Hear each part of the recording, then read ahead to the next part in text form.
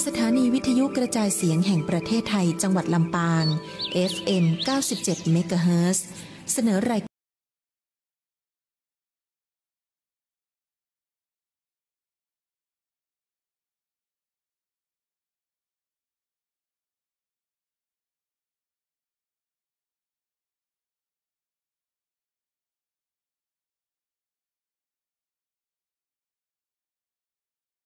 ปานาติปาตาเวรมณีอทินนาทานาเวรมณีกาเมมุสาสุราเม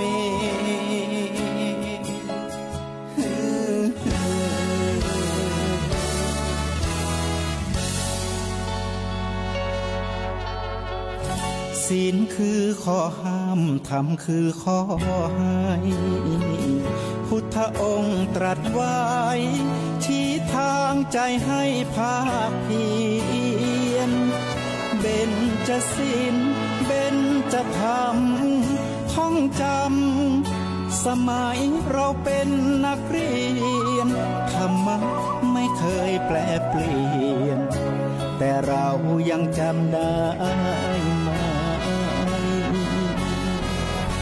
มาทวงคำมันหมู่บ้านศีลห้าถือเป็นพันธะชาวพุทธทุกคนทั่วไทยสำนักพุทธขับเคลื่อนธรรมจุดเทียนสว่างที่กลางหัวใจสังคมจะร่มเย็นได้ศีลธรรมในใจต้องมีเบญจศีลว่ายังไงไหนลองท่องมาข้อหนึ่งห้ามฆ่าสัตว์ข้อสองห้ามลักทรัพย์กรมสมเด็จพระเทพรัตนราชสุดาสยามบรมราชกุมารี2 เมษายน 2568 สมเด็จพระกนิษฐาธิราชเจ้าพระทรงเอาพระทัยใส่สัพพปัญหาพระทรงเป็นเจ้าฟ้านักพัฒนาเลิศวิชาปราดเปรื่องเรืองพระนามศิลปะทุกสาขาอันวิจิตรวิสิตะศิลปินแห่งสยามใต้ร่มบุญอุ่นเกล้าวไทยทั่วเขตคามพระจริยวัตรงดงามจรัสพระบารมีเวียนวันพระราชสมภพน้อมนบเทวาทุกราศีประทานพรจตุรพิษประสิทธิ์มีแด่เจ้าฟ้ามหาจักรีสิรินธรพระราชประสงค์สิ่งใดจุงสำลิดสมประสิทธิ์ดุจเทวาสโมสรพระเกียรติคุณอดุลค่าเปริกกำจรพระศกนิกรแท้ซองทรงพระเจริญด้วยเกล้าด้วยกระหม่อมข้าพระพุทธเจ้าคณะผู้บริหารข้าราชการและเจ้าหน้าที่สถานีวิทยุกระจายเสียงแห่งประเทศไทยกรม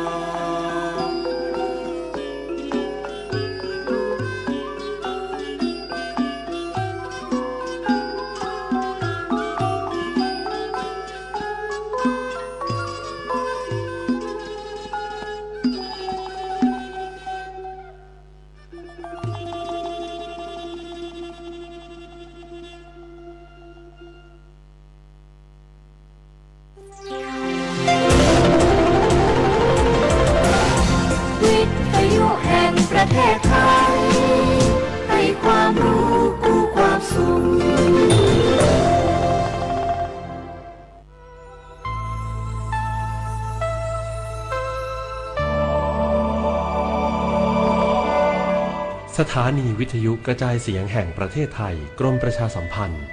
FM 92.5 เมกะเฮิรตซ์และ AM 891 กิโลเฮิรตซ์เสนอรายการธรรมรับอรุณ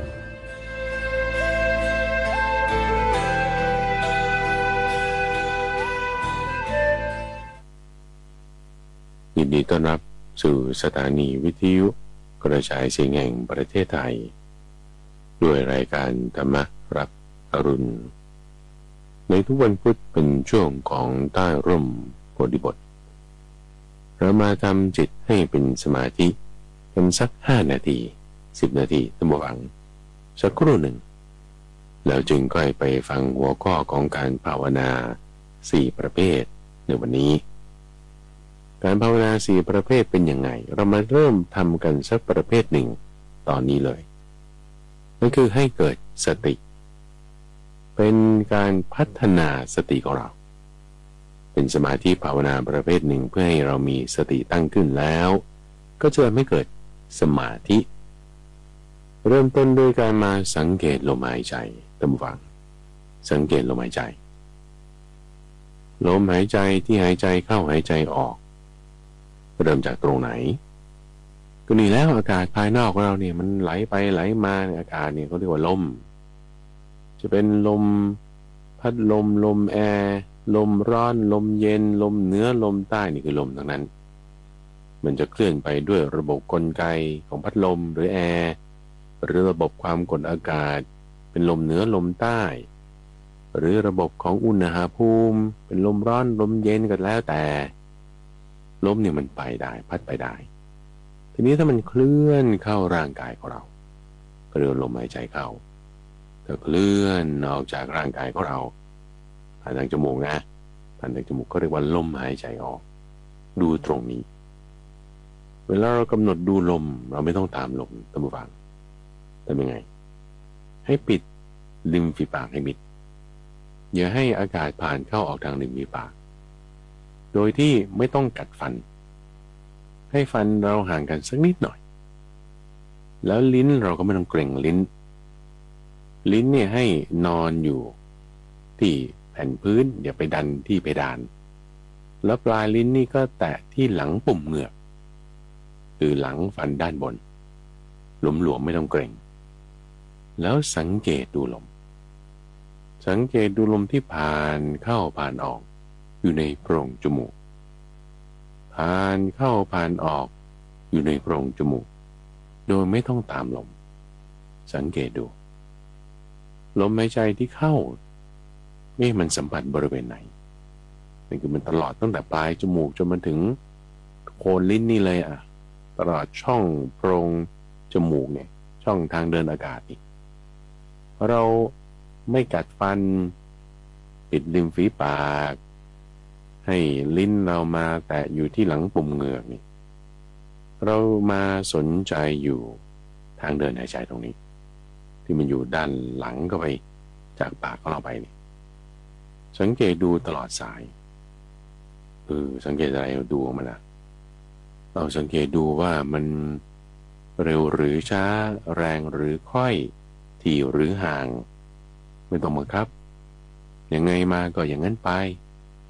แล้วมันร้อนหรือมันเย็นสังเกตดูเข้ามันร้อนหรือออกมันเย็นหรือเข้ามันเย็นออกมันร้อนอุ่นกว่าร้อนกว่าสังเกตดูเฉยๆในขณะที่เราสังเกตดูลมอยู่นี้ตะวันก็จะได้ยินเสียงจะเป็นเสียงนกร้องเสียงคนทำกับข้าวเสียงข้าพเจ้าเองก็ตามเราก็อาจจะมีความคิดอื่นๆแทรกมาด้วยนะความคิดเรื่องอดีตอนาคตคนนั้นคนนี้มีความคิดอื่นแทรกมาแล้วเราสังเกตดูนี่สังเกตเฉยๆไม่ตามไปแค่สังเกตเนี่ยแหละทุกฝังมันจะทำให้เกิดสติตั้งขึ้นมาได้สังเกตดูแล้วไม่ต้องตามลมพอสังเกตดูสักระยะหนึ่งกำหนดอยู่ที่จุดเดียวเป็นเปรียบเหมือนสัตว์6 ชนิดนำมาผูกไว้กับเสาเกินเสาหลักใค คราวนี้เราทำลมหายใจให้เบาลงคือโน้มน้อมไปคือจะบังคับนิดนึงนะน้อมให้จิตมันเบาลงนิดนึงลมหายใจเนี่ยเบาลงนิดนึงพอไม่ต้องเอามากพอลมหายใจเราเบาลงนิดนึงปุ๊บสัมผัสที่เรารับรู้ถึงลมนี่มันจะเบาบางลงนิดนึงอันนี้คือเป็นการทำกายให้สงบระงับทำกายให้สงบระงับ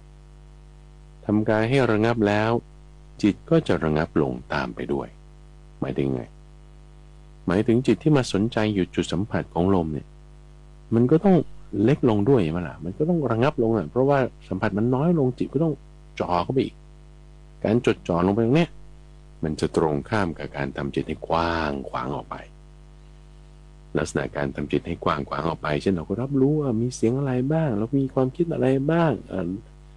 ขาเป็นยังไงแขนเป็นยังไงส่งใจไปดูนั่นนี่แต่ไม่ลืมลมเนี่ยอันนี้คือทำจิตให้กว้างออกไม่คราวนี้ทำจิตให้ระงับลงระงับลงระงับลงระงับลงระงับลงระงับลงโดยการทำลมหายใจให้เบาลงเบาลงเบาลงระดับหนึ่งแล้วเราก็จะเห็นความที่กายมันระงับลงระดับหนึ่งจิตมันก็ระงับลงระดับหนึ่งคราวนี้เรามาสังเกตดูว่าถ้าท่านผู้ฟังสามารถขยับแขนขยับขาคือแทนที่จะวางมือไว้บนตักนี่ขยับมือขึ้นมาสักจุดใดจุดหนึ่งสังเกตดูเนี่ยเราอย่าลืมลมนะเราสังเกตดูลมแล้วเราต้องสังเกตดูการเคลื่อนไหวของแขนของกายของเราไปด้วยหรือบางคนเดินจงกรมอยู่เดินก้าวขาไปด้วยการที่จิตของเราเนี่ยกระจายออกจากที่จดจ่ออยู่จุดเดียวกระจายออกไปตรงโน้นได้ยินเสียงนี้แต่ไม่ลืมลมอันนี้คือลักษณะที่กระจายออก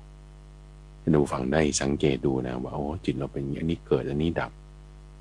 จังหวะของเวทนาที่แขนขาเป็นอย่างนี้เกิดขึ้นสัญญาความหมายรู้ข้อนี้เกิดขึ้นดับไปอย่างนี้เนี่ยท่านฟังมันจะเป็นไปเพื่อสติสัมปชัญญะท่านผู้ฟังรักษาสติที่เราตั้งขึ้นไว้นี้ให้เป็นอย่างดี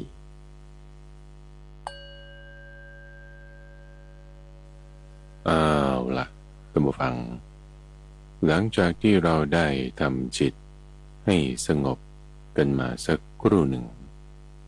ตอนนี้เรามาทำความเข้าใจในหัวข้อธรรมะ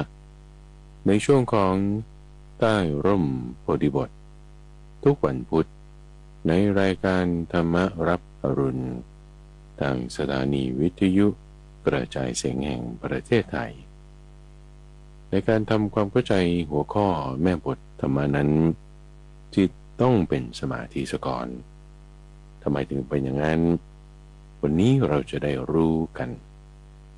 หัวข้อที่จะพูดถึงในวันนี้คือการพัฒนา4ประการเรือภาวนาแปลภาษาไทยคือการเจริญพัฒนาจิตให้สงบซะก่อนจึงจะสามารถทำความเข้าใจเรื่องราวต่างๆได้อย่างลึกซึ้งไม่ให้เกิดเป็น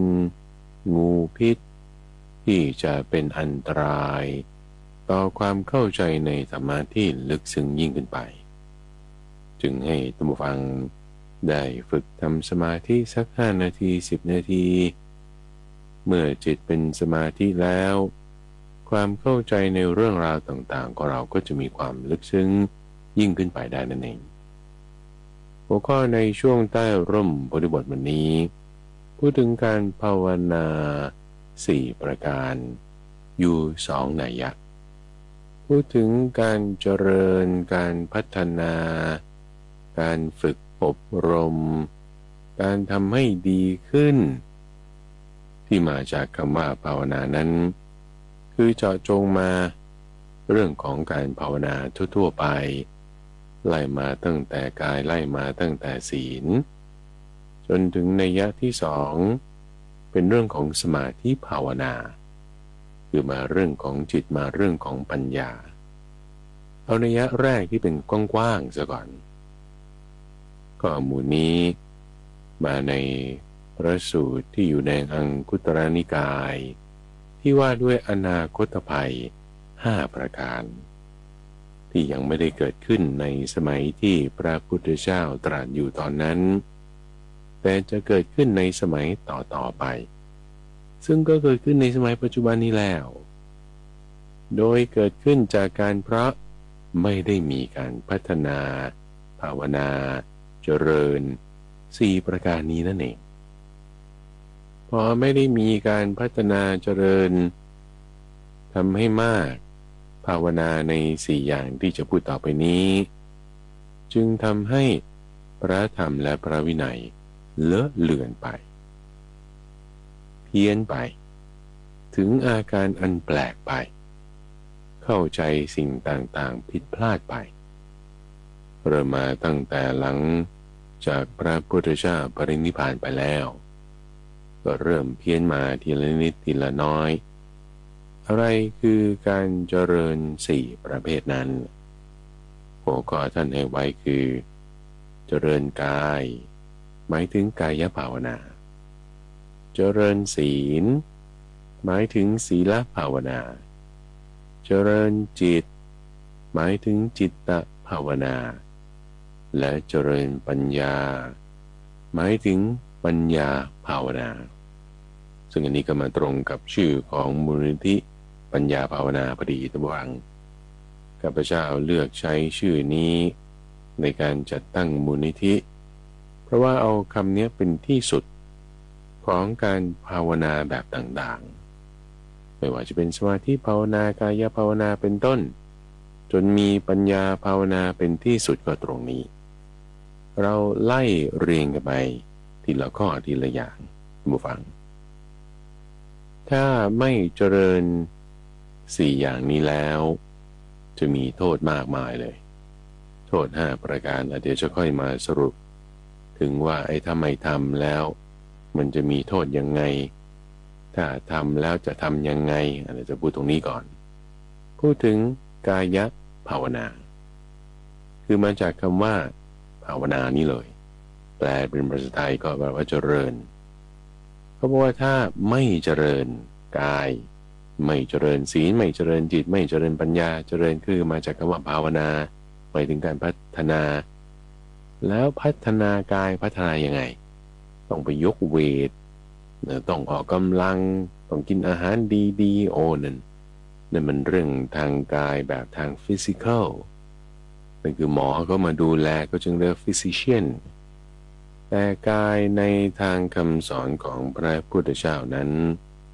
หมายถึงการสำรวมอินทรีย์นี่ก็ทางหนึ่ง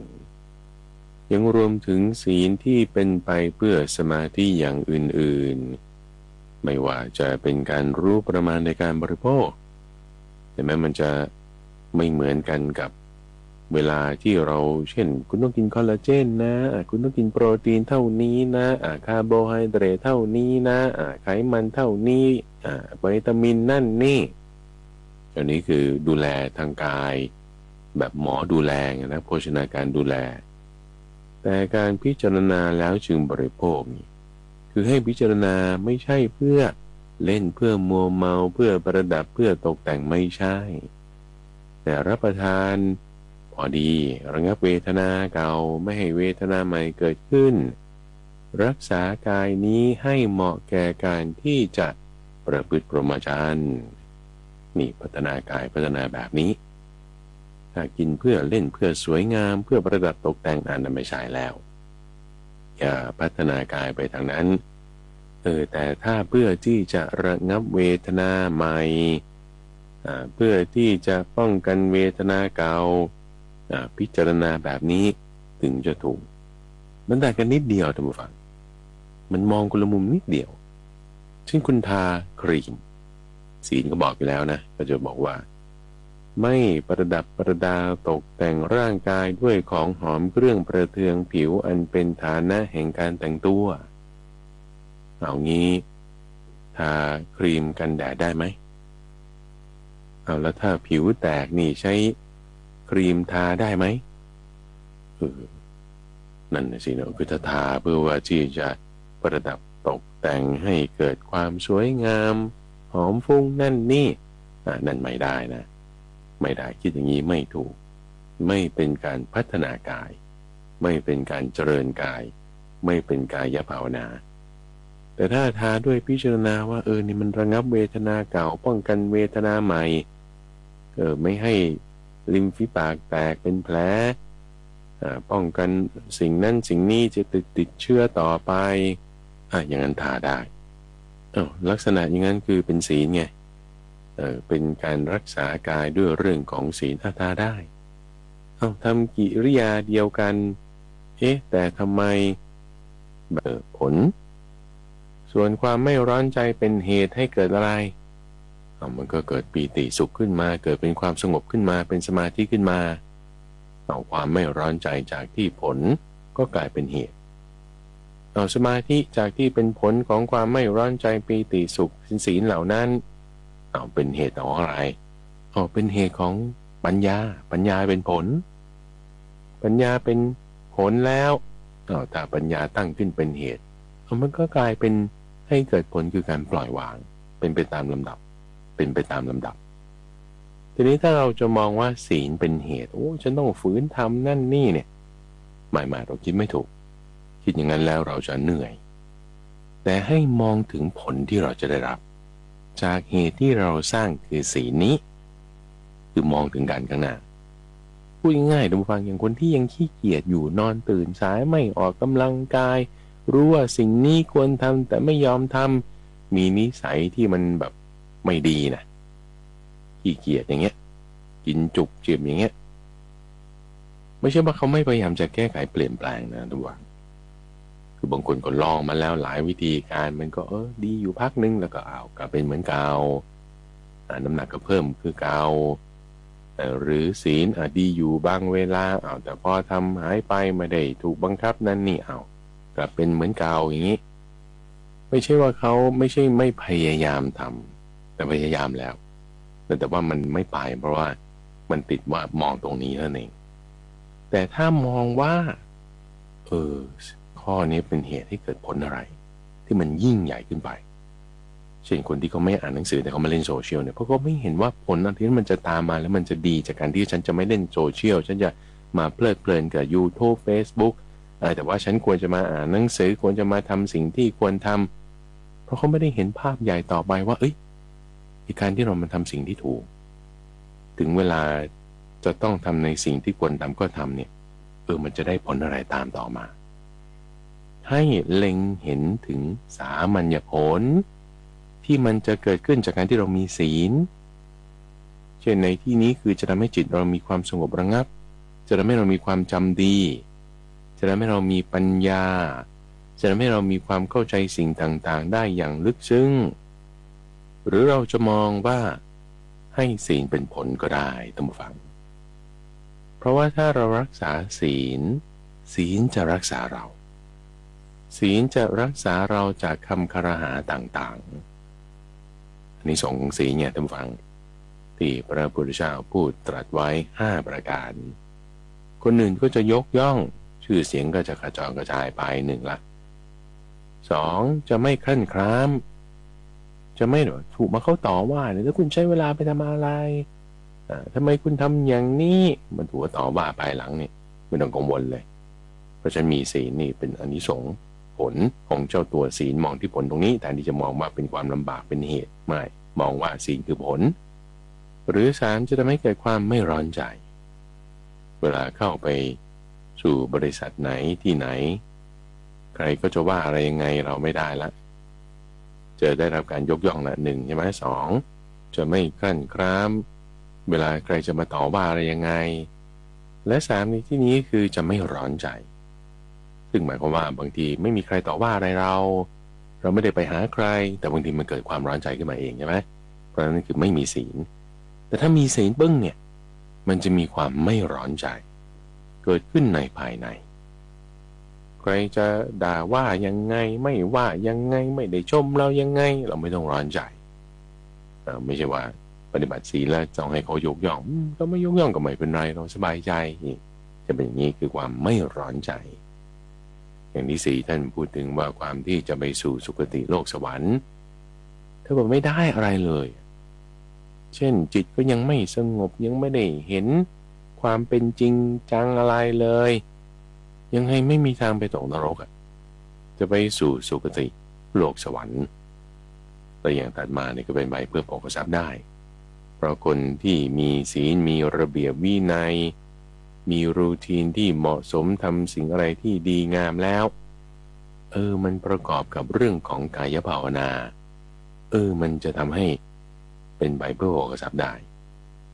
นี่เป็นแง่มุมหนึ่งที่ข้าพเจ้าก็เห็นว่าทำไมพระพุทธเจ้าพูดเรื่องกายภาวนาแยกมาอีกอันหนึ่งนะซึ่งข้าพเจ้ามองว่ากายภาวนาที่มันไม่เหมือนกับศีลภาวนาเนี่ยตรงที่ว่าศีลนี้จะเป็นข้อปฏิบัติเจาะจงลงมาทางกายทางวาจาบัญญัติไว้ชัดเจนคือศีล 5 ศีล 8เป็นต้นแต่กายภาวนาเนี่ยจะเป็นลักษณะที่เกี่ยวกับแบบสิ่งแวดล้อมโลกอย่างเช่นสมัยปัจจุบันโลกเปลี่ยนแปลงไปมีเทคโนโลยีใหม่ๆขึ้นมาการดำเนินชีวิตแบบเก่าๆมันต้องเปลี่ยนแปลงไปต้องพัฒนาตามไปนี่คือกายภาวนาเช่นอาชีพที่เราเคยมั่งคั่งร่ำรวยทำแล้วได้ดีเมื่อสัก10 ปีที่แล้วเดี๋ยวนี้มันไม่ได้แล้วนะเดี๋ยวนี้มีโลกของ AI โลกของเทคโนโลยีที่เปลี่ยนแปลงไปคุณแทนที่ว่าจะทำแบบเก่าคุณทำแบบใหม่อย่างนี้แล้วต้องมีข้อวัดรูทีนอะไรยังไงเอาเรื่องศีลมาช่วยแต่ทำกายภาวนาคือการพัฒนากายไปในแนวทางนั้นให้เกิดประสิทธิภาพในทางภายนอกอย่างไรนั่นเป็นกายภาวนาทางภายนอกทางสิ่งแวดล้อมทางโลกทางเทคโนโลยีแต่ถ้าทางกายเราตัวเราภายในตัวเราหมายถึงข้อปฏิบัติทางกายข้อปฏิบัติทางวาจานี่คือศีลภาวนาตรงนี้แล้วศีลท่านผู้ฟังยังเป็นไปเพื่อไม่เบียดเบียนตนเองไม่เบียดเบียนผู้อื่นไม่เบียดเบียนทั้งสองฝ่ายลักษณะของศีลภาวนาก็จะทำให้เกิดศีลอันยิ่งคืออธิศีลเป็นส่วนที่ต่อเนื่องไปถึงอธิจิตคือจิตอันยิ่งศีลอันยิ่งจิตอันยิ่งจะสามารถที่จะช่วยรักษาศาสนาให้มั่นคงตั้งอยู่ได้ตลอดกาลนานได้ท่านผู้ฟังศีลนี่คือประการที่สองศีลภาวนาการเจริญศีลการพัฒนาศีลพัฒนาความประพฤตินั่นเองถัดมาในข้อที่3คือจิตตภาวนาคือการพัฒนาจิตเจริญจิตฝึกอบรมจิตให้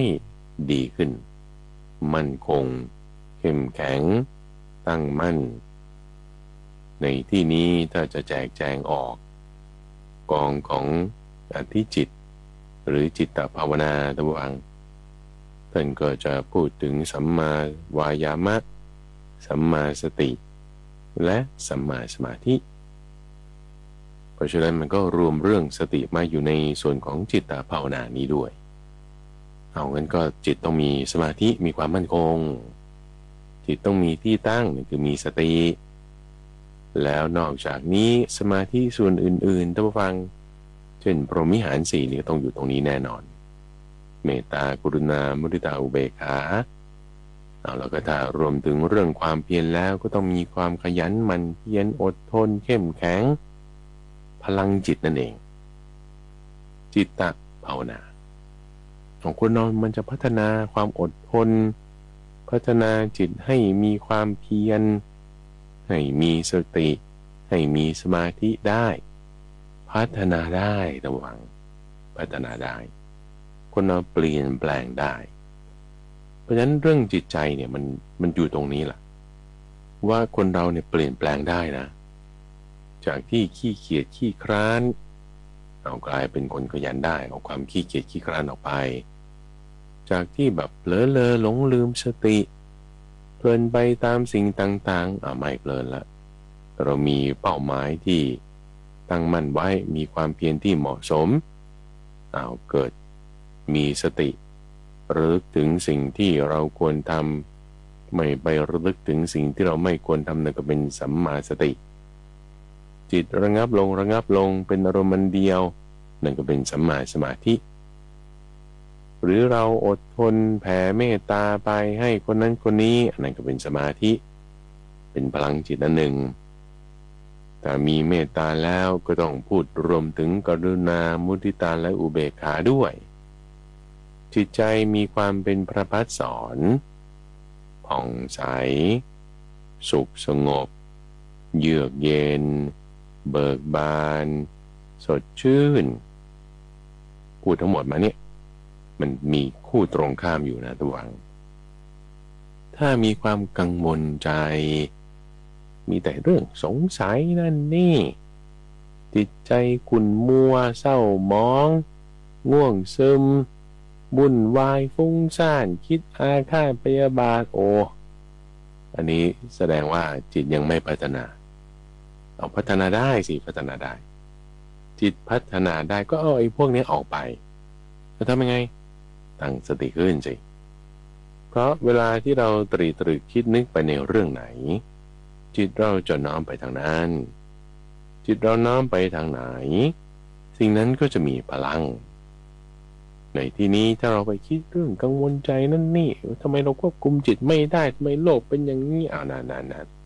ไปละถึงในทุกวันอังคารท่านฟังข้าพเจ้ามาพูดถึงเรื่องการภาวนาเนี่ยคือการพัฒนาเจาะจงมาในเรื่องของจิตนี่เลยจิตตภาวนาปัญญาภาวนานี่แหละอยู่ในช่วงของจิตตวิเวกนี่แหละการพิจารณาให้เกิดสมถวิปัสสนาในรูปแบบต่างๆแต่ท่านผู้ฟังอยากจะพัฒนาจิตให้มีความมั่นคงตั้งไว้ด้วยสติอย่างนี้ให้มีความเยือกเย็นมั่นคงด้วยสมาธิอย่างนี้ให้มีความสว่างไสวเห็นสิ่งต่างๆได้ด้วยปัญญาอย่างนี้นั่นให้ไปฟังในช่วงของจิตวิเวกได้วิธีการปฏิบัติต่างๆรายละเอียดก็จะอยู่ที่นั่นเดี๋ยวนี้พูดถึงหัวข้อจิตตภาวนาแล้วก็ลงรายละเอียดสักนิดหน่อยเพื่อท่านผู้ฟังได้เข้าใจถึงว่าลักษณะของมันเป็นอย่างไรทำไมถึงต้องมีการจิตตภาวนาเพราะมันมีอธิจิตตสิกขาอยู่มีอธิจิตที่เป็นจิตอันยิ่งจิตที่ละเอียดลงไปจิตที่ละเอียดลงไปนั้นก็คือจิตประภัสสรของเรานั่นเองจิตของเรานั้นมีความเป็นประภัสสรอยู่แล้วแต่มันเศร้าหมองไปตามกิเลสที่เป็นอาการตุกะจรมาทำยังไงก็ทำให้มันผ่องใสขึ้นด้วยจิตตภาวนาเราจะเห็นอธิจิตตรงนี้ท่านผู้ฟังอธิจิตเป็นยังไงนะคือจิตที่มันละเอียดลงไปจิตที่มันละเอียดลงไปเป็นยังไงนะคือจิตก่อนที่มันจะเศร้าหมองแหละอย่างเวลาที่เราโกรธไม่พอใจเรื่องใดเรื่องหนึ่งแล้วเนี่ยนะเช่นหิวเงี้ยหิวมันจะหงุดหงิดฟังเรื่องอะไรมามันหงุดหงิดตามไปหมดนั่นมันมีนิวรณ์ไงหิวฟุ้งซ่านไม่สงบนั่นนี่มันก็เลยมีนิวรณ์แล้วก็รู้อะไรมันก็เศร้าหมองไปหมดตามต่อไปหมดแต่ยิ่งขึ้นไปกว่านั้นคือเฮ้ยต่อให้เราหิวเราก็ไม่มีนิวรณ์ก็ได้นี่นาแต่เป็นไงนะนั่นไงจิตตภาวนาเพื่อให้มีอธิจิตไงมีจิตตภาวนาแล้วเกิดอธิจิตแล้วนี่แหละมันจะทำให้เกิดประโยชน์ตามต่อมาเป็นการระมัดระวังภัยอีก5อย่างที่จะพูดถึงต่อไปในวันนี้นี่คือหัวข้อที่3ที่ว่าการจิตตภาวนาถัดมาในประการที่4ตั้งวางคือปัญญาภาวนาปัญญาภาวนาคือการพัฒนาปัญญาฝึกอบรมปัญญาเจริญปัญญาคำว่าเจริญคำว่าภาวนานั้นคือจากที่มันไม่มีทำให้มันมีจากที่มันยังไม่ดีทำให้มันดีจากที่ดีอยู่แล้วทำให้มันดียิ่งขึ้นการพัฒนาตรงนี้ก็คือไม่ใช่ว่าฉันแบบทำสมาธิไม่ได้ก็เลยไม่ทำนั่นไม่ใช่ภาวนานะท่านผู้ฟังนั่นขี้เกียจ ถ้าขี้เกียจแล้วมันไม่ใช่การภาวนาละเขาก็จะทำไม่ได้ใช่ไหมยังไงพัฒนาสิท่านพัฒนาก็จึงมีคำว่าภาวนาไงภาวนาจึงไม่ใช่การอ้อนวอนขอร้องเข้าใจให้ถูกแต่หมายถึงการพัฒนาปัญญายังไม่มีถ้าไม่มีได้ไงฝึกอบรมปัญญาเนี่ยมันก็จะมีอยู่ 2-3 ส่วนท่านผู้ฟังวันนี้จะพูดถึง2ส่วนก็แล้วกันส่วนแรกคือเป็น perspective คำว่า perspective หมายถึงมุมมองสิ่งเดียวกันเนี่ยท่านผู้ฟังถ้าเรามองคนละมุมมันกลายเป็นคนละเรื่องนะมุมมองผิดชีวิตเปลี่ยนจากถ้าเช่นเรามองโดนัทอะไรอย่างเงี้ยนะมองโดนัทจากข้างบนมันก็เป็นวง2 วงซ้อนกันอยู่ใช่ไหมจากมุมบนถ้าคุณมองข้างๆนี่มันเป็นวงรีนะใช่มันเป็นแบบสี่เหลี่ยมที่มันมีหัวมนๆนะมองมุมนั้นก็เป็นอย่างหนึ่งแล้วถ้ามองเฉียงมันกลายเป็นวงรีฮะอยู่ที่มุมมองอีกคนหนึ่งบอกฉันเป็นวงรีอีกคนหนึ่งบอกฉันเป็นวงกลมจูโน่ฉันเป็นแบบมนตัวอย่างนี้ท่านบอกไว้เลยท่านผู้ฟังคนที่เขาไม่เคยเห็นต้นทองกวาวเป็นยังไงคนไปกรุงเทพบางทีไม่เคยเห็นคนหนึ่งก็เลยบอกว่าดอกมันสีแสดส้มสดๆเลยเหมือนชิ้นเนื้อในตำราคัมภีร์เขาอธิบายว่าอย่างนี้สีดอกก็มันเหมือนชิ้นเนื้อส้มแสดปัดเลยนะสีแดงออกไปในทำนองนั้นด้วยเหรอโอเคไปเจออีกคนหนึ่งต้นทองกวาวเป็นยังไงท่านคนหนึ่งก็บอกใบมันดกมากเลยใบมันเขียวปึ๊ดแล้วก็ดกเลยทำไมคนนั้นเขาบอกมันสีแดงนี่มันบอกสีเขียวยังไงนะไปถามอีกคนหนึ่งว่าต้นทองกวาวเป็นไงเนี่ยคุณรู้ไหมอีกคนหนึ่งก็บอกดำปึ๊ดเลยดำปึ๊ดดำยังไงลำต้นมันเนี่ยดำปื้อเลยกาบลำต้นเนี่ยดำเลยดูต้นไหนก็ได้ที่มันดำๆนี่ต้นนั้นแหละต้นทองกวาวคนนี้งงเลยท่านผู้ฟังคนหนึ่งบอกแดงคนหนึ่งบอกเขียวคนหนึ่งบอกดำยังไงกันเนี่ยแล้วมันแดงเขียวหรือดำกันแน่นั่นน่ะสิท่านผู้ฟังไม่เคยเห็นต้นทองกวาวนะไปเสิร์ชดูเลยภาษาอีสานก็เรียกต้นจานนะถ้าช่วงปลายปีต้นปีฝนไม่ตกมาสักระยะหนึ่งเนี่ยมันออกดอกสีแดงแป้นเลยส้มไปในทางแดงๆใบมันก็ดกด้วยลำต้นมันก็สีดำอย่างที่เขาว่าจริงๆมองคนละมุมก็เลยไม่เข้าใจเหมือนตาบอดคลำช้างคนหนึ่งคลำที่งาบอกช้างเหมือนผานคนหนึ่งคลำที่หัวบอกช้างเหมือนพ่อมคนหนึ่งคลำที่ลายหางตรงขนมันบอกเหมือนไม้กวาดคนหนึ่งคำที่กลางหางมันเหมือนงูเหมือนเสาแต่ละคนก็ทำไมเป็นไงมองคนละมุมนี่คือส่วนของปัญญาเหมือนกันนะระวังเป็นมุมมองเพราะฉะนั้นถ้าใครพูดอะไรสักอย่างใดอย่างหนึ่งขึ้นมาปุ๊บเนี่ยเราอย่าไปพึ่งเข้าใจว่าเขาผิดนะนี่เนี่ยหรือเขาไม่ถูกนะนี่นะแต่ว่าให้เข้าใจมุมมองของเขาส่วนนี่คือเราจะพัฒนาปัญญาไงท่านผู้ฟังถ้าเราแบบมัวแต่มองมุมเดียวอันนั้นแล้วเราไม่มีการพัฒนาปัญญาแต่การพัฒนาปัญญาอบรมปัญญาเจริญปัญญาได้ต้องมีความเท่าทันรอบตัวนี่คือในแง่มุมที่หนึ่งเกี่ยวกับเรื่องของมุมมองทั่วๆไปนะหรือสองลักษณะมุมมองที่เป็นระบบในที่นี้ในแง่มุมนี้คือระบบของอริยสัจสี่คุณมาเข้าใจในระบบของอริยสัจสี่นี้ก็เรียกว่ามีปัญญาไม่ใช่ระบบอื่นๆอะไรต่างๆทั่วๆไปละแต่ระบบของอริยสัจสี่มาคิดตามระบบนี้ก็เรียกว่าโยนิโสมนสิการโยนิโสมนสิการรวมกับเรื่องของสมาธิจึงเป็นการพิจารณาคิด ด้วยจิตที่เป็นสมาธิเรียกว่าการพิจารณาเราไม่ใช่คิดเรื่องอื่นๆต่างๆใดๆทั่วๆไปเช่นเรื่องทำมาหากินเรื่องการสร้างเงินสร้างรายได้เรื่องคำพูดนั่นนี่ไม่ใช่แต่คิดมาในระบบของอริยสัจสี่หรือโยนิโสมนสิการคิดมาในระบบของอริยสัจสี่เป็นโยนิโสมนสิการด้วยจิตที่เป็นสมาธินั่นแหละท่านผู้ฟังจะให้เกิดปัญญาเป็นการพัฒนาปัญญาเป็นปัญญาภาวนาเป็นการเจริญปัญญาอันนี้ประการที่สองหรือในแง่มุมที่สามคือเรื่องของการชำระกิเลสให้เห็นความไม่เที่ยงเลยเจาะจงลงมาตรงนี้เลยเห็นความไม่เที่ยงเป็นทุกข์เป็นอนัตตาสิ่งต่างๆไม่เที่ยงเป็นทุกข์เป็นอนัตตาเห็นแค่นี้ก็ได้ท่านผู้ฟัง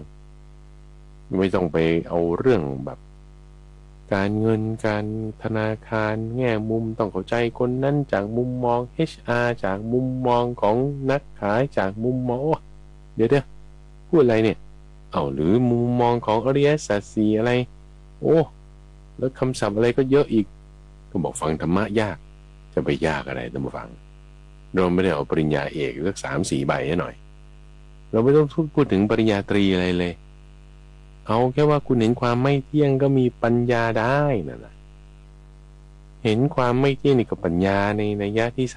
3ในเรื่องของการเจริญปัญญาในเรื่องของการพัฒนาปัญญาในเรื่องของปัญญาภาวนาทำไมมันจะพ้นทุกข์ได้ทำให้เกิดอธิปัญญาในทั้งสองส่วนนี้อยากจะพูดรวมกันในหัวข้อของจิตตภาวนาและปัญญาภาวนาด้วยท่านผู้ฟังว่ามันจะมีส่วนที่เป็นสมาธิภาวนาอันนี้ก็มาในอังคุตรนิกายหมวด4นะที่พูดถึงเรื่องของสมาธิภาวนา4แบบส่วนเรื่องต้นที่ข้าพเจ้าตั้งมาในภาวนา4ประเภทอันนี้ต้นนั้นมาจากอังคุตรนิกายหมวด5พูดถึงไปในอนาคต5ประการพระพุทธเจ้าอธิบายถึงการภาวนา4อย่างนี้มีอยู่ส่วนในหมวด4พูดถึงการภาวนาที่เป็นเจาะจงมาในเรื่องของสมาธิภาวนาซึ่งถ้าพูดถึงสมาธิภาวนานั้นมันก็จะมาจัดอยู่ใน2ส่วนคือจิตตภาวนาและปัญญาภาวนาจิตตภาวนาและปัญญาภาวนาจะเรียกรวมได้ว่าเป็นสมาธิภาวนาก็ได้โดยสมาธิภาวนาที่ดึงมารวมกันของจิตและปัญญาภาวนานั้นแยกได้ออกได้เป็น4ประเภทท่านผู้ฟังคือสมาธิภาวนาที่เป็นไปเพื่อสติสัมปชัญญะอันนี้ที่1สมาธิภาวนาที่เป็นไปเพื่อความสุขในปัจจุบันอันนี้ที่2สมาธิภาวนาที่เป็นไปเพื่อญาณทัศนะอันนี้ที่3และสมาธิภาวนาที่เป็นไปเพื่อสิ้นอาสวะอันนี้อันที่4ภาวนาในที่นี้ที่พูดถึงสมาธิภาวนานี้นั้นทำให้เราเห็นอีกแง่มุมหนึ่งที่ท่านบอกว่าเป็นการเจริญให้มากทำให้มากการทำให้มากการเจริญให้มากจะเป็นการพัฒนาได้แล้วการเจริญสมาธิภาวนาเพื่อสติสัมปชัญญะอันนี้ก็จะไปสอดคล้องกับเรื่องของสัมมาสติที่จัดอยู่ในหมวดของที่จิตอยู่แล้วจัดอยู่ในหมวดของจิตตภาวนาอยู่แล้วนั่นก็คือสติปัฏฐาน4นั่นเองท่านผู้ฟังในนัยยะที่พูดถึงสมาธิภาวนาเพื่อสติสัมปชัญญะนั้นท่านอธิบายออกไปอีกแง่มุมหนึ่งก็คือเห็นเวทนาความรู้สึกสัญญาความหมายรู้วิตกคือความตรึกเกิดขึ้นตั้งอยู่หรือดับไปก็ให้เห็นแจ่มแจ้งให้เห็นแจ่มแจ้งสังเกตดูเฉยๆนะครับเนี่ยหมายถึงเนี่ยสังเกตดูเฉยๆว่าอะไรเกิดขึ้นอะไรตั้งอยู่อะไรดับไปนี่เป็นไปเพื่อสติสัมปชัญญะนะอันนี้คือทำให้เราเห็นว่าถ้าเราจะพัฒนาสติปัฏฐาน4นี่เลยเห็นเกิดขึ้นตั้งอยู่ดับไป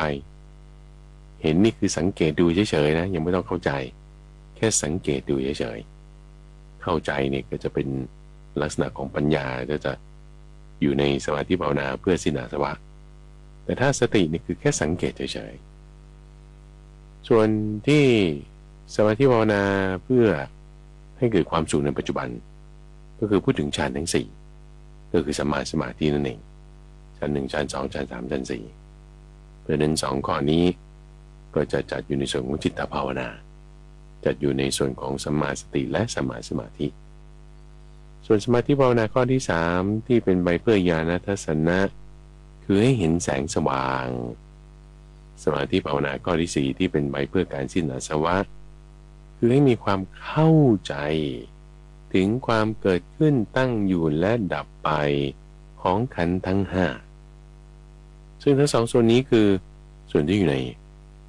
ปัญญาภาวนาตัววังซึ่งในส่วนที่ว่าเป็นไปเพื่อญาณทัศนะเนี่ยจะเป็นไปเพื่อความมีฤทธิ์ท่านก็จะพูดอธิบายไว้อยู่ในส่วนของอิทธิบาท4ด้วยแล้วส่วนที่เห็นความเกิดขึ้นตั้งอยู่ดับไปเห็นนี่คือเข้าใจไม่ใช่เห็นแบบสังเกตเห็นเฉยๆเห็นนี่คือเห็นแล้วเข้าใจทะลุปลุกโปร่งว่าอ๋อขันธ์5เนี่ยไม่เที่ยงอย่างนี้เกิดขึ้นอย่างนี้ดับไปอย่างนี้ลักษณะนี้คือส่วนที่เห็นความอนิจจังทุกขังอนัตตาเองเป็นส่วนของปัญญาทีนี้ถ้าบอกว่าเรามีการเจริญภาวนา4ประการนี้กายภาวนาศีลภาวนาจิตภาวนาปัญญาภาวนามันจะมีประโยชน์อะไรเอาโทษของมันก่อนท่านผู้ฟังที่ว่าถ้าไม่ทำกายภาวนาศีลภาวนาจิตภาวนาจะทำให้ศีลสมาธิปัญญาของเราไม่เจริญที่ศีลที่จิตที่ปัญญาไม่เจริญพอไม่เจริญแล้วโอ้โหโทษต่างๆตามมาเลยท่านพูดถึงภัยคืออันตรายอยู่5ประการที่ถ้าเราไม่ทำคือการที่ถ้าใครไม่ทำแล้วถ้ากรณีของพระเนี่ยพระสงฆ์ไม่ทำใช่ปะ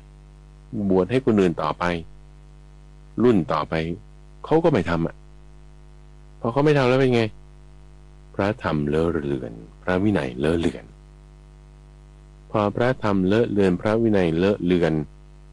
พระเนรก็ถึงอาการอันแปลกคำนี้นะหมายความว่าอย่างนี้ระวังคือปกติของพระเนรเป็นยังไงมันไม่ได้เป็นปกติอย่างนั้นแปลกๆจากที่ควรจะเป็นเช่น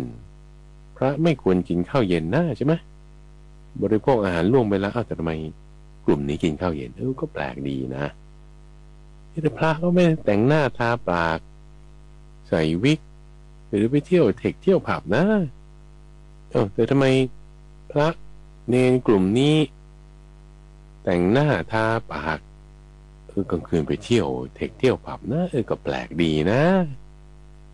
ปกติพระเขาไม่ขับรถนะทำไมพระกลุ่มนี้ขับรถมันก็แปลกดีนะอันนี้เป็นคำพูดที่จะหมายความว่าพระเนรถึงอาการอันแปลกคือมันไม่ดีนะฟังทำวินัยก็เลอะเลือนไปคนอื่นเขาเห็นที่ไม่เลื่อมใสก็ไม่เลื่อมใสยิ่งขึ้นที่เลื่อมใสเยอะก็หมดความเลื่อมใสลงไปนี่ข้อเสียข้อที่1เป็นภัยในอนาคตข้อที่1ภัยในอนาคตข้อที่2ที่เกิดจากการที่ศีลจิตและปัญญาเสื่อมถอยลงไปนั้นก็คือว่าถ้าไม่ได้บวชให้คนอื่นแต่ว่าให้นิสัยหมายถึงสั่งสอนคนอื่นรุ่นอื่นต่อไปเขาก็จะมีปัญหาเหมือนกันเห็นว่าเรื่องการจับเงินจับทองเป็นเรื่องธรรมดาจั่วขึ้นเลยจ่ายขึ้นเลยนี่ก็อาจารย์ก็สอนมาอย่างนี้อาจารย์นี่ไม่มีความละอายแล้วให้ลูกศิษย์ลูกน้องจะมีความละอายได้ไงใช่ไหมก็แย่คือกันหรือโทษอันที่3ภัยที่จะเกิดขึ้นพอไม่เจริญศีลไม่เจริญจิตไม่เจริญปัญญารวมถึงไม่เจริญกายแล้วนี่อันนี้ยังไม่ต้องพูดถึงว่าตัวเองจะมีอธิศีลอธิจิตอธิปัญญาเลยนะแสดงธรรมตามฟังคือการบวชให้การให้นิสัยเนี่ยมันต้องดูข้อปฏิบัติของตัวเองด้วยมันจึงมีเรื่องอธิศีลอธิจิตอธิปัญญาต่อมาแต่พอแสดงธรรมเนี่ยคุณอาจจะไม่ต้องมีก็ได้แต่อย่างฆราวาสรักษาศีล5ก็ยังพูดถึงเรื่องอภิธรรมอภิวินัยอะไรต่างๆได้เลยถูกไหมล่ะแต่ทีนี้ถ้าบอกว่าไม่มีการเจริญศีลจิตปัญญากายด้วยแล้วเนี่ยการตอบคำถามการแสดงธรรมะที่ลึกซึ้ง มันก็จะทำให้ถลำลงไปสู่ธรรมะอันดำโดยไม่รู้ตัวผิดโดยไม่รู้ตัวโอ้โหไม่รู้ว่าตัวเองผิดอะไรเนี่ยมันแย่มากๆเลยนะถ้ามีคนมาชี้โทษเราว่าเราผิดอันนี้นะโอ้โหนี่ดีมากเลยนะเขาชี้ขุมทรัพย์ได้ไหมหรือว่าอย่างน้อยเรายังเตือนตัวเองด้วยตนเองได้ว่าเราผิดข้อนี้เราไม่ดีข้อนี้แต่นี่ถ้าบอกว่าตัวเองก็ไม่รู้ว่าตัวเองผิดอะไรอ่ะแล้วไหนเขาชี้โทษให้คิดว่าตัวเองถูกอีกอ่ะโถมันจึงแบ่งเป็นก๊กเป็นเหล่าเงี้ยแบ่งเป็นนิกายมาเงี้ยเถรวาทก็อย่างหนึ่งใช่ไหมมหายานก็อย่างหนึ่งเนาะวชิรยานก็อย่างหนึ่งทำไมเขากินข้าวเย็นนี่ก็จะว่าเขาไปอีกนี่แหละก็จะถลำลงสู่ธรรมะอันดำโดยไม่รู้ตัวหนึ่งประการถามตอบบ้างเพราะการแสดงธรรมะที่ลึกซึ้งไปบ้างนี่โทษจะเกิดขึ้นได้และประการที่สี่จะเข้าใจไปว่าธรรมะของพระพุทธเจ้าเนี่ยก็มีแค่นี้แหละไม่ได้มีอะไรลึกซึ้งมากกว่านี้หรอกเพราะฉะนั้นถ้าจะมีใครพูดคำของพระพุทธเจ้าก็ฟังแล้วพุทธพจน์น้อยมันจะมาอ่านอะไรให้กันฟังอ่านหนังสือให้ฟังน้อยก็เท่านั้นแหละอันนี้นี่คิดผิดแล้วแต่ถ้อยคำอะไรที่แบบกล่าวมาภายหลังเป็นคำกวีเป็นคำอะไรที่มีพยัญชนะอันวิจิตรพิสดารเป็นคำกล่าวที่มันไม่ใช่คำสอนของพระพุทธเจ้าเนี่ยกลับตั้งใจฟังมันมาศึกษานานเข้าใจผิดแล้วเลอะเลือนแล้วแต่อย่างนี้ไม่ถูกแล้วศาสนาก็เสื่อมไปนะทุกวันเสื่อมลงนี่โทษประการที่สี่และนอกจากนี้ถ้าไม่เจริญกายไม่เจริญศีลไม่เจริญจิตไม่เจริญปัญญาแล้วการบรรลุธรรมนี่ไม่ต้องพูดถึงเลยจะคิดไปถึงขนาดว่ามรรคผลนิพพานนี่ไม่มีแล้วสมัยนี้จบเอวังไม่มีก็เพราะไม่เจริญกายไม่เจริญศีลไม่เจริญจิตไม่เจริญปัญญาก็เลยคิดว่าไม่ต้องไปทำอะไรก็มันไม่มีนะธรรมะก็ไม่บรรลุหรอกการบรรลุเนี่ยโน่นรอพระศรีอริยเมตไตรนู่นโอ้ยคิดไปงั้นในคิดผิดแล้วทุกฝังถามว่าภัยทั้ง5ประการนี้เห็นมีไหมในปัจจุบันแน่นอนทุกฝังเสิร์ชดูข่าวหน้าหนังสือพิมพ์ก็ได้มีเสิร์ชข่าวทางออนไลน์ก็ได้โอ้ยยิ่งเยอะโซเชียลนี่บานที่เขาไม่ได้เอามาลงข่าวด้วยซ้ำเพราะอะไรนะไม่ได้พัฒนากายภาวนาไม่ได้พัฒนาศีลภาวนาไม่ได้พัฒนาจิตภาวนาไม่ได้พัฒนาปัญญาคือปัญญาภาวนาแต่ถ้าพัฒนาแล้วนะภัย5ประการนี้กำจัดไปได้เลยถูกรื้อถอนไปได้เลยธรรมะและวินัยก็จะไม่เลอะเลือนจะตั้งอยู่ได้ตลอดกาลนานเลยทีเดียวท่านผู้ฟังอานิสงส์นี่มีมากมายและนอกจากทำให้ธรรมะตั้งอยู่ได้กาลนานแล้วตัวเองเนี่ยยังจะมีการบรรลุธรรมที่ยังไม่บรรลุทำให้แจ้งธรรมะที่จะไม่แจ้งได้สามารถแสดงธรรมได้คล่องแคล่วไปสู่ธรรมะอันเป็นสีขาวยังจะ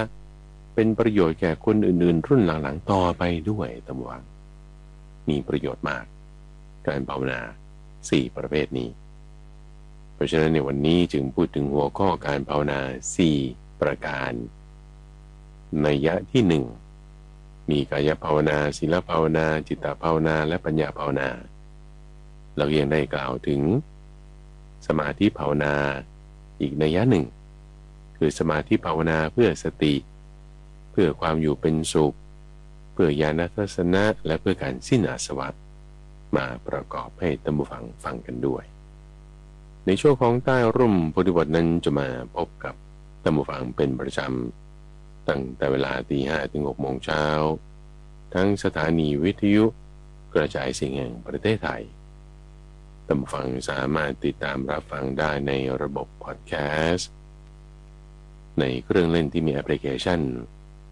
หรือว่าทางโซเชียลมีเดีย Facebook Fanpage YouTube Channel หรือที่เว็บไซต์ก็ได้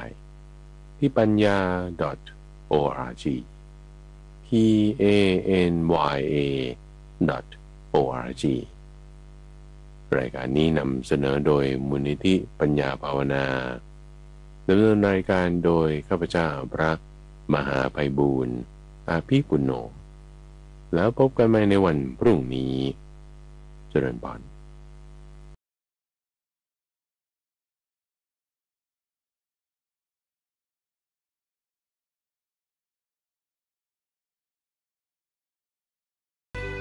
ติดตามรับฟังรายการธรรมรับอรุณได้เป็นประจำทุกวันทางสถานีวิทยุกระจายเสียงแห่งประเทศไทยกรมประชาสัมพันธ์ FM 92.5 เมกะเฮิรตซ์และ AM 891